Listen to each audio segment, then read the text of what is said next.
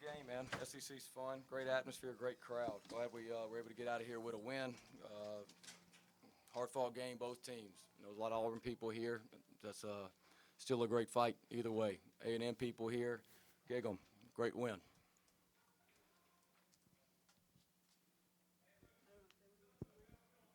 Bucky, just the decision at the end there on the free throw to try to miss it intentionally, was that discussed in the huddle, and just your thoughts on the final few seconds of that game? Yeah, I mean, the game's over if there's not a clock malfunction. They have no timeouts. So, at home we may consider making that, but with the continuation rules in college basketball, you cannot foul under 5 seconds. You can't foul under 5 seconds now because there's continuation. So if we go up 3 and we foul, we can't do it. So they're going to get a half-court heave off. They're going to get a better heave off if they can throw it in on a baseline out of bounds, right? And you got to ask yourself, in that game, the way that was going, did y'all think we had an advantage or they had an advantage in overtime? Do we have a better advantage to win it right there with them having to catch it and shoot a 80-footer the way it should have been? Or if they could throw it in, have an opportunity to make a three, and then there's overtime? It's going to be a tough win in overtime for us. But they had no timeouts.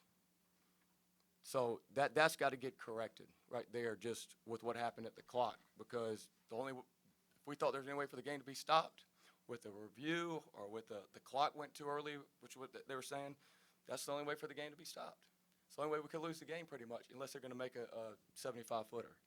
And so anyway, we didn't cover the last play well. We should have been tighter. We're trying not to foul, but maybe we covered it really well. There wasn't enough time to get it off, so maybe that's the best thing you can do. But I thought the officials in the situation, I think they knew the situation, that if it was close, it had to go our way based on what had just transpired the play before. Coach, I believe the deficit was 16 for you guys at one point in the second half. What led to the turnaround to make a comeback like that and ultimately win on the road? Well, I mean, 16 for us isn't much. We're a high-variance team. We shoot a lot of threes. We play a lot of guys. We play fast. We get up and down. We're a second-half team. We've been winning these second halves the majority of the year once we got in shape and started understanding our identity to who we are. We obviously shot the ball better. We got our offense going better, and we turned up our defense. They're a good team. They weren't going to quit, so it's what it is. Coach, welcome back to the state. I know you've been a part of a lot of these crazy games, but what's going through your mind during that last shot, and just what about the resilience of your team?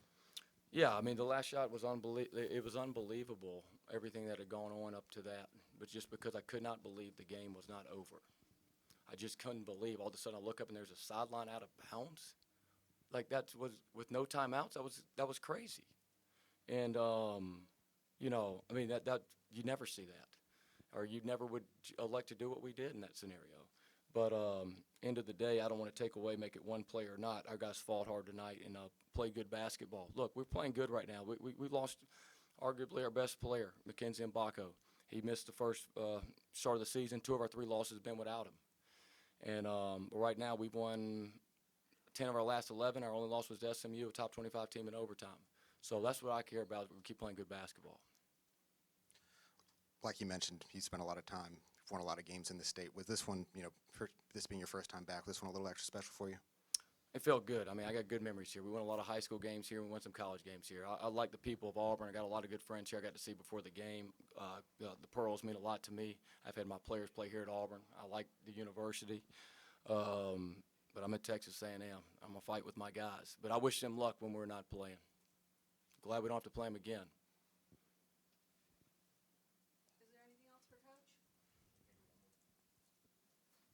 Coach, I just want to ask you real quick about Pop Isaacs.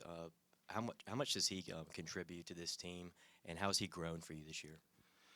Well, those who catch A&M fans may know this, but we had Mbako was out at the start of the season. Pop Isaac had a hip surgery, then a meniscus surgery. Wasn't playing at the start of the season. Didn't play basketball for almost a year, and came back right around the Oak State game, shell of himself as anybody would be, because he hadn't played for a year. And now he's been able to practice, and he's getting his rhythm back. And I think that's the Pop Isaacs that you can see more on the regular.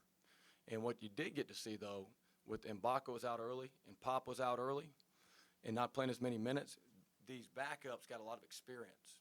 And, some of those guys that may have not had a ton of minutes early, that may not have had a ton of minutes tonight, they were experienced minutes because they played some early in the season. And that was huge to hold it down when we were subbing. All right, that's all we Thank y'all. guys. Appreciate it.